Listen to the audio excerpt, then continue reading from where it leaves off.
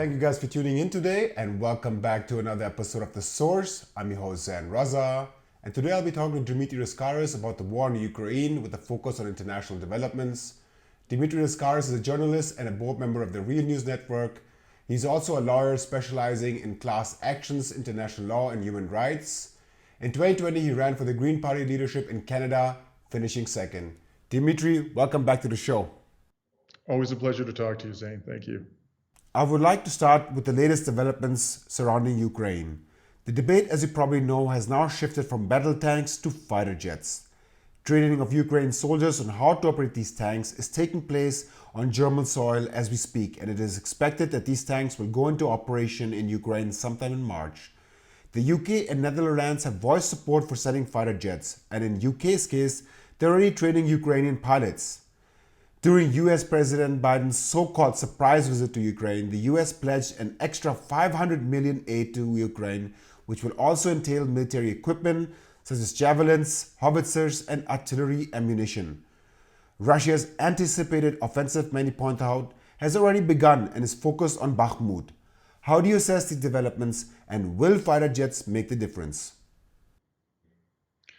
Well, I think it's hard to answer that question without taking careful account into what's happening on the battlefield, and particularly Bakhmut, which you just mentioned. The reports coming not just from the Russian Ministry of Defense and from the Wagner private military company, but even from Western mainstream sources, including the Institute for the Study of War, which is one of the most widely cited U.S. think tanks on the question of the status of the war, are all pointing to an encirclement of Bakhmut, and if not an outright entrapment of thousands, it's unclear how many, but thousands of Ukrainian forces there. Bakhmut, although the Western media have tried to diminish its importance, it is really the linchpin of the main defense line of the Ukrainian military, certainly in the Donbass, which is where the main fighting has taken place. And if it falls, and it seems very likely that it will, it's entirely possible that that entire defense line will quickly collapse, and that Russian forces would then be able to advance largely unmolested to Kramatorsk and Slavyansk, the last two major communities that are not controlled by Russia in the Donbass. And as all of this is unfolding, any sensible military official from the West or political leader would be asking, what is the point of sending additional weaponry, including in particularly F-16s to Ukraine at this stage? Are they going to be able to deploy, to use them in a manner that will change the tide of the war?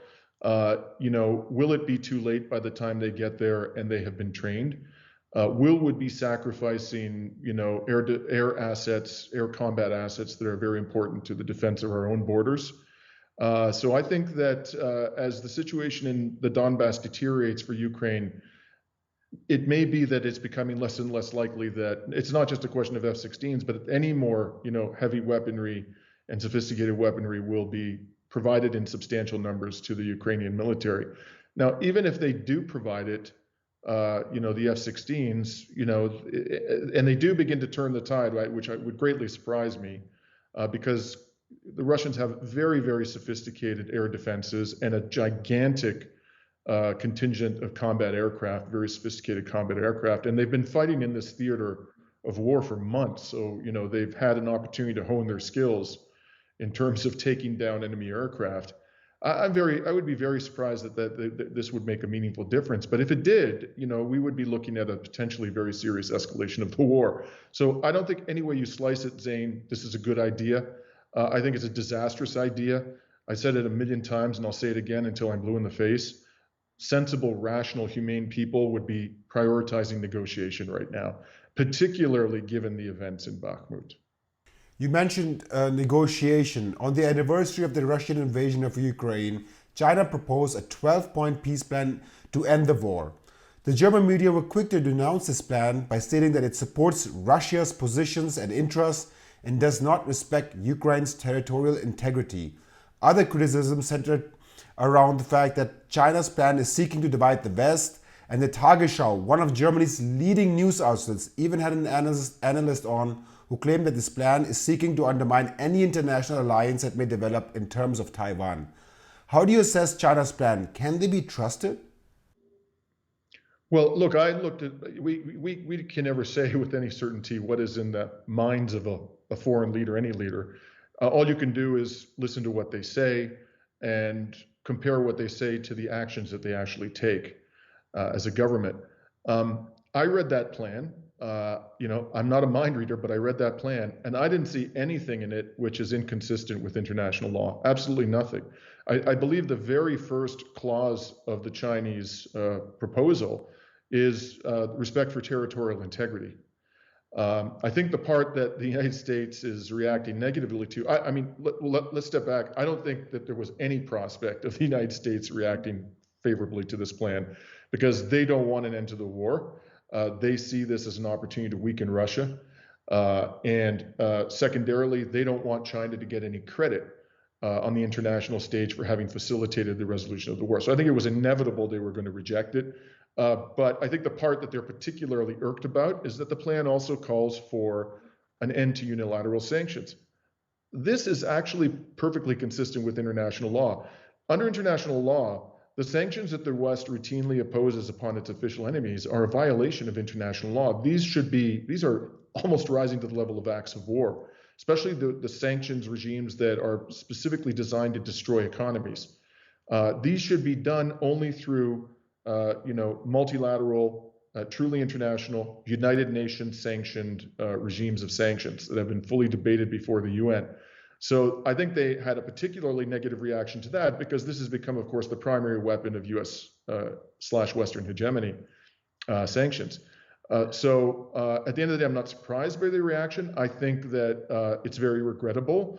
I think that the Chinese do genuinely want to see an end to this war, as do the vast majority of states that have expressed a favorable opinion about them. Interestingly, one of the states that, in Europe at least, that saw this as a positive step was the Hungarian government of Viktor Orban.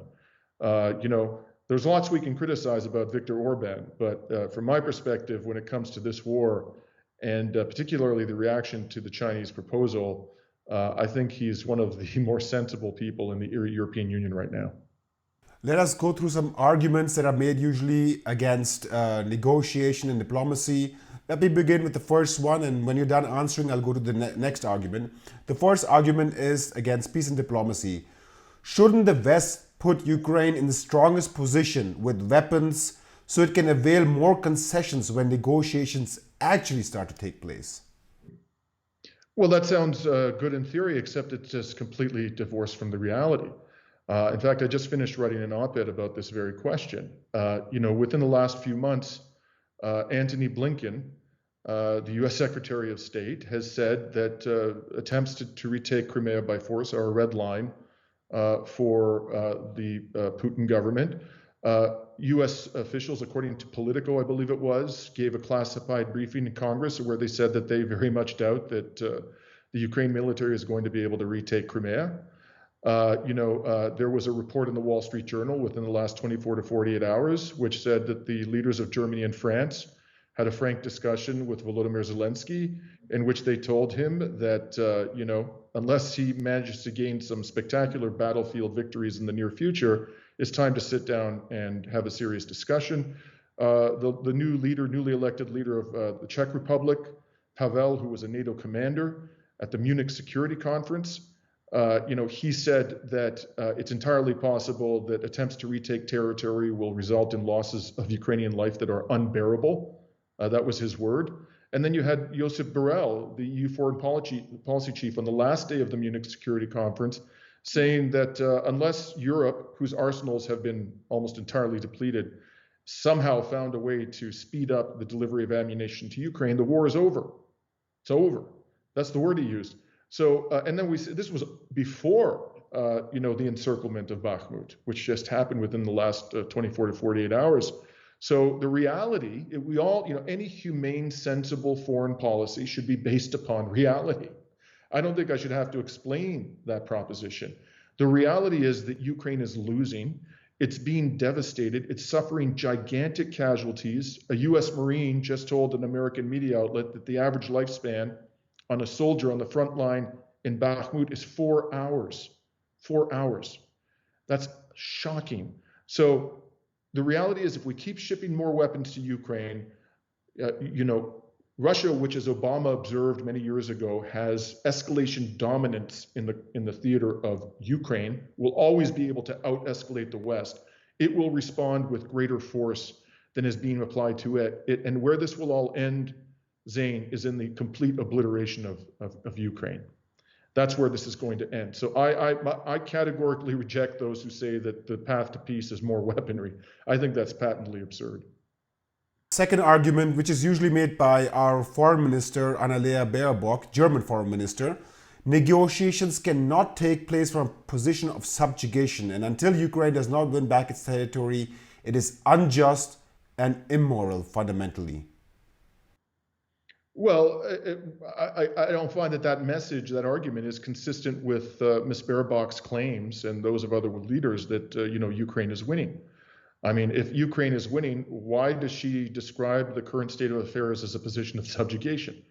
But at the end of the day, we have to come back to the reality. Let's compare where this is going to go, where this is going, and where it's likely to be in 6 months to where Ukraine is today. Ukraine's negotiating position will weaken. That is the overwhelming likelihood. Right now, and this is very important strategically for Ukraine, Ukraine still has an outlet to the Black Sea. It still has control of Odessa. It could lose that. There's been a lot of noise in the last few days about Transnistria, and the Russians are very concerned about an accumulation of Ukrainian forces near the border with Moldova. They've been very concerned about the security of the ethnically Russian inhabitants of Transnistria from the outset of this war. It is entirely possible that once the Ukrainian military is sufficiently weakened by Russia's military assault or offensive, that they will move on Odessa and they will seek to develop a land bridge to Transnistria and deprive Ukraine of all access to the Black Sea, rendering the country completely landlocked. That would be a strategic disaster for Ukraine. So what we need to be at, and I didn't even mention all the people who will die in that process. We need to look at where things currently stand to where they're heading. Ms. Baerbock is frankly spewing hopium. It's just delusional. She's imagining that providing more weapons to Ukraine is going to turn the tide and ultimately result in Ukraine greatly strengthening its negotiating position. I just don't think that reflects the current reality, sadly. And the last argument that is made is we don't negotiate with dictators and terrorists like Putin. What do you make of this argument? Well, first of all, it's just not true.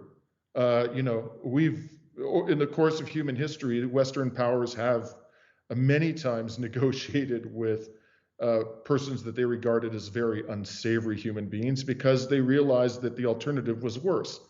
The alternative was prolonged war and the destruction of entire civilizations and potentially all of humanity. That's what we're dealing with in the nuclear era. So I just don't think that's true. But more to the point, I think it's a gross simplification of the Russian government. It's a caricature. It's this black and white, good versus evil narrative that we're hearing in the West doesn't reflect the complexity and the nuances of this war and its history. For example, and I'm not going to recite all of the things you and I have discussed in past conversations, but there actually were millions of Ukrainian citizens of ethnically Russian origin who were under threat by the Ukrainian military in the Donbass and in Luhansk. Thousands of them were killed by shelling over the 8 years prior to the invasion in February of last year. And there was a dramatic increase in the bombardment of Donetsk, the Donbass, by Ukrainian military forces in the days leading up to the invasion by Russia. So Russia, and of course there's the whole issue of NATO expansion as well, the guarantees that were given by Western powers to Gorbachev that NATO would not expand eastward, which were repeatedly violated. So there were legitimate complaints and concerns that the Russian government had. It's not just Putin. It's the entirety of the Russian government. Again, I want to reiterate that, when William Burns, who's the current CIA director, was a diplomat in Russia, he sent a secret cable to the State Department, which was later leaked by WikiLeaks, in which he said that he had spoken to people across the political spectrum in Russian politics, and every single one of them was deeply concerned about NATO expansion up to the borders of Russia. So I think Ms. Baerbock is greatly simplifying. It's really a discredit to her and to the Green Party that she's doing this.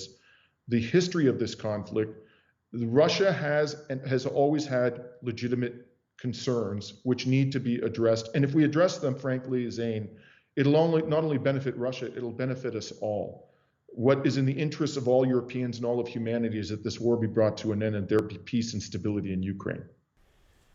Let us move forward with more international developments. The UN General Assembly approved a non-binding resolution recently that calls for Russia to end its war and withdraw from Ukrainian territory. The resolution passed with 141 voting in favor, 7 against, with 32 abstentions. Asian heavyweights like China and India abstained from voting. Brazil even voted to support the resolution. Does the resolution signify a change of the global south in terms of its position towards Russia?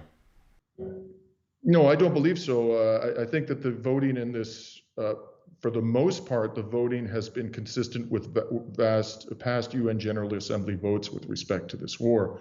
And if you do the math, I haven't done the math specifically for this one, but I did actually go through the list of countries that abstained and voted no to the prior resolution at the UN General Assembly about the Ukraine war. And it was over 50, the ones who either voted against the resolution or abstained represented over 50% of the human population. And I think it's roughly 50-50 now. And let's be honest, Zane. Okay, we should all be adults and recognize how the United Nations General Assembly actually works today. And in fact, I'm doing a study on the current session of the UN General Assembly to determine voting patterns, not with respect to just the war, but just on a whole range of issues, nuclear weapons, Palestine, and so forth.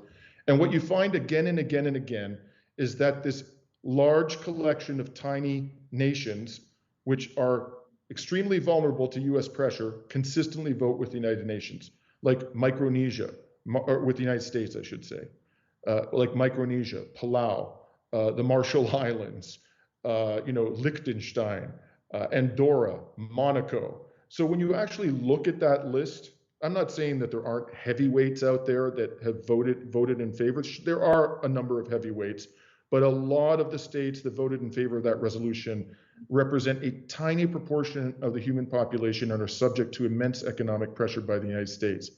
So I don't think we should really attach too much weight to that, especially when you look at the distribution of the population of the world across the states that voted no or abstained.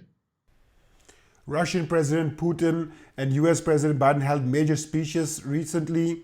While visiting Poland, Biden stated that Russia will never win in Ukraine, whereas Putin blamed the West for the war in Ukraine and announced a suspension of the Strategic Arms Reduction Treaty, also known as the START Treaty, that aimed to cap the number of strategic nuclear warheads that the United States and Russia can deploy. How do you view these developments? Are we heading into a nuclear confrontation? We're certainly heading into a nuclear arms race. The nuclear arms race has been revived with a vengeance. Again, we should look at the history. How did we get here? This started, the dismantling of the nuclear, proliferation legal infrastructure began with the Bush administration's withdrawal from the Anti-Ballistic Missile Treaty, which I think happened in 2004. And then you had the Trump administration withdraw from the Intermediate Nuclear Forces Treaty in 2018. And the Trump administration the same year withdrew from the JCPOA, the nuclear deal with Iran, even though the International Atomic Energy Agency certified that Iran was complying with the deal. And so, at every step of the way, the U.S. has been bending over backwards to dismantle, the non-proliferation architecture, not to mention that all of the major nuclear powers are flouting their obligations on the Nuclear Non-Proliferation Treaty because they're supposed to be moving towards the dismantling, the complete dismantling of their nuclear arsenals, whereas they've been doing the opposite for decades. So that's what ultimately got us to this point. I think it's highly regrettable what the Putin government did. I wish it hadn't done that. But it's very difficult to blame the Putin government for no longer having confidence in, the mutual inspection procedures under the START treaty, given what's happened up until now. So I think, again, to go back to the question of how we can de-escalate and revive the movement towards disarmament, it has to begin with an end to this war. We can't realistically expect to make real progress on non-proliferation and the dismantling of the world's nuclear arsenals, which are an existential threat to humanity, as long as NATO and Russia, the two biggest nuclear powers in the world, are effectively at war, which they are. This war has also led to a frenzy in militarization. As you mentioned, the calls for growing NATO are growing stronger and stronger. Finland and Sweden accession to NATO is currently blocked by Turkey, but analysts say it is only a matter of time before the tide changes. In addition, there are plans to increase NATO's high alert troops from 40,000 to 300,000 and strengthen the Eastern Front to prevent what they call here in the German media a Russian expansion. In Germany also, there are a debate taking place right now between whether to improve social spending, for example, providing children with food in kindergartens and schools, versus increasing the military budget. Do you think these developments are gonna affect the social fabric of the West? And also, and this is the argument, isn't it necessary to improve militarization to prevent another possible attack from Russia? Well, it's amazing that whenever people talk in the West about, these political leaders about vast increases in their military budgets, they just ignore the fact that the collective military budget of NATO prior to the invasion was approximately US $1.2 trillion. I want to repeat that number, US $1.2 trillion per year. The annual military budget of Russia prior to the invasion was approximately US $60 billion. And the annual military budget of China, which has a much larger economy than Russia's, was about 300 billion, I believe 300 to 330 billion. So Russia and China together had a military budget that was well under 50% of NATO's collective military budget. It was actually under 50% of the US military budget alone. So why aren't we asking why the current expenditure levels are not sufficient to defend NATO countries from the supposed threats being created by Russian and Chinese military expenditures? It's not enough that we're spending 2 to 3 times more in NATO already. Where's this money going? And I think the answer is quite obvious, Zane. The money is going to enrich arms manufacturers, which are robbing us blind. I mean, they are, selling to us military hardware that is extremely overrated and obscenely expensive. Every time they quote a price to us, the price that we pay ends up being a multiple. Somehow these budgets always skyrocket. You see people who are on the boards of major arms manufacturers moving in and outside of government as though there's a revolving door. Then they are trotted out by the mainstream media. These same people who sit on the boards of arms manufacturers, and they're requested to offer their opinions on military threats without there being any disclosure that they actually have financial ties to arms manufacturers. I mean, the military-industrial complex, as Dwight D. Eisenhower warned at the end of his presidency, has effectively destroyed democracy in the West. We are now beholden to the military-industrial complex. And the mere fact that, spending US $1.2 trillion a year is not enough, according to these people, tells you all you need to know about the reality of the situation. We are being robbed blind. This money should be plowed into socially beneficial programs, education, healthcare, transition to a renewable energy economy, addressing homelessness, a growing problem in our society. This is where the money should be going. It's being diverted towards a military budget that's spiraling out of control, and no one has a good answer for why it's not enough already. When Biden visited Kiev, he announced that more sanctions will follow soon against Russia. Just a few days ago, the EU announced its 10th package of sanctions. According to the EU's Commission's website, it will include trade and financial sanctions, further export bans worth more than 11 billion, and with the aim of depriving the Russian economy of critical tech and industrial goods. It also steps up enforcement and anti-circumvention measures, including a new reporting obligation on Russian central bank assets. Do you think these sanctions will cripple the Russian economy and help end the war? Absolutely not. I mean, the IMF just issued its predictions for global growth. And while the growth that it predicted for the Russian economy was quite small, it was growth nonetheless. And its prediction for GDP performance in Russia for the coming year was greater than that of Germany and the United Kingdom.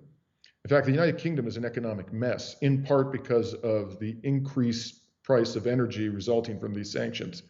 The reality here, Zane, and there was an excellent interview done by one of the leading intellectuals in France, Emmanuel Todd, with Le Figaro about a month or two ago, in which he talked about the fact that Russia actually produces things that the world actually needs.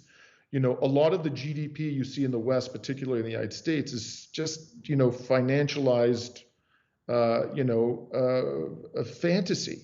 It doesn't actually represent the production of goods that are essential to the well-being of people. If you were to truly remove, from the global economy, the things that Russia produces, the fertilizer, the grain, the oil, the gas, the minerals, this would be disastrous for the global economy. I think they actually know this. And so a lot of this is just a game, these sanctions. It's just, designed to, they are trying to damage the Russian economy. There's no question about that. But at the same time, they're being quite sneaky about it. And with a wink and a nod, allowing states like India to recycle Russian gas and, sell it into global markets, because they understand that if they don't do that, this is going to be a gigantic problem for the global economy.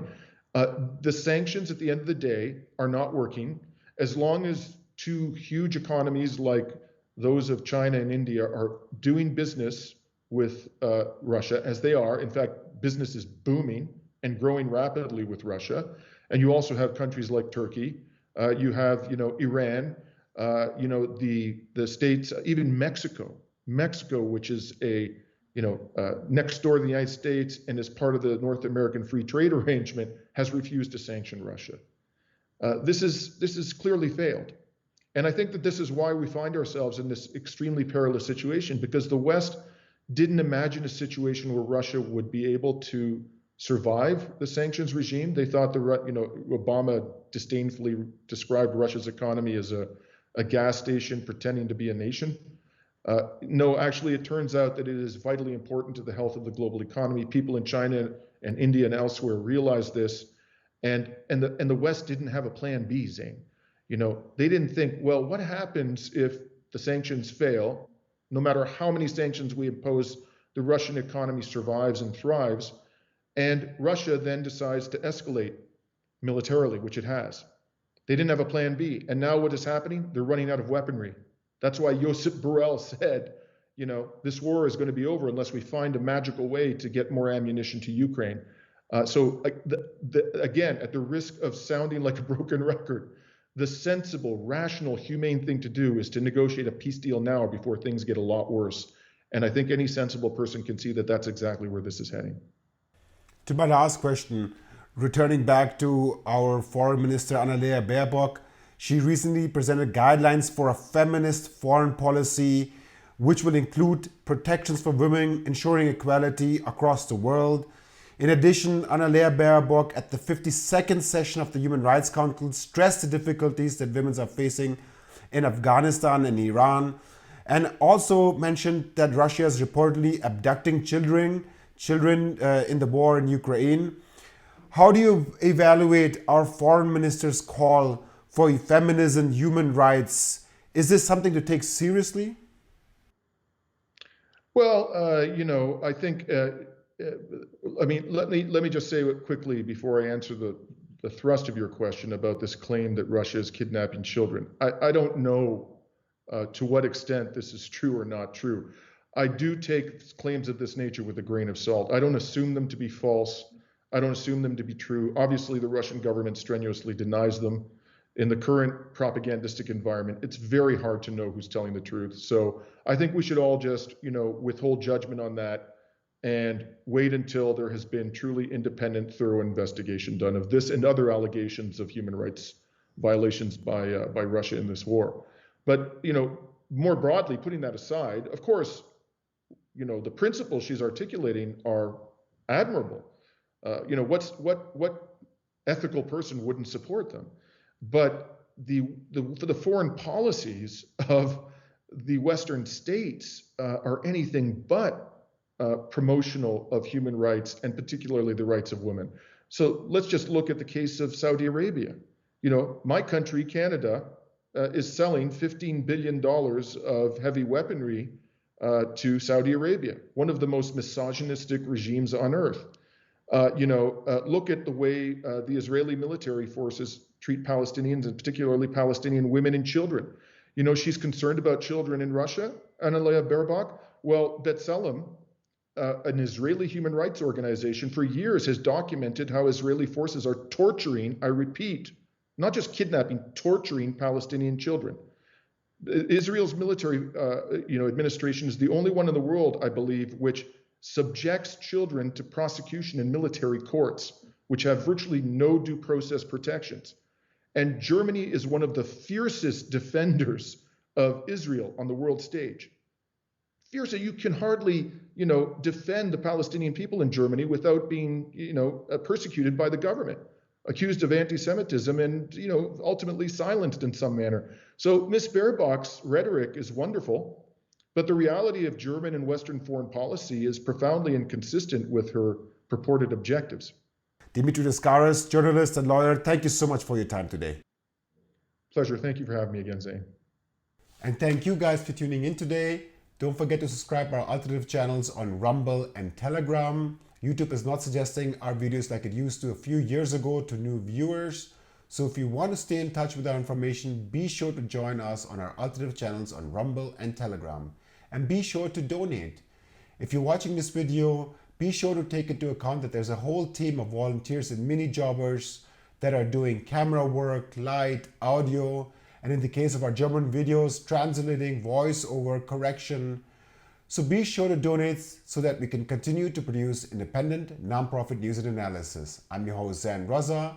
See you guys next time.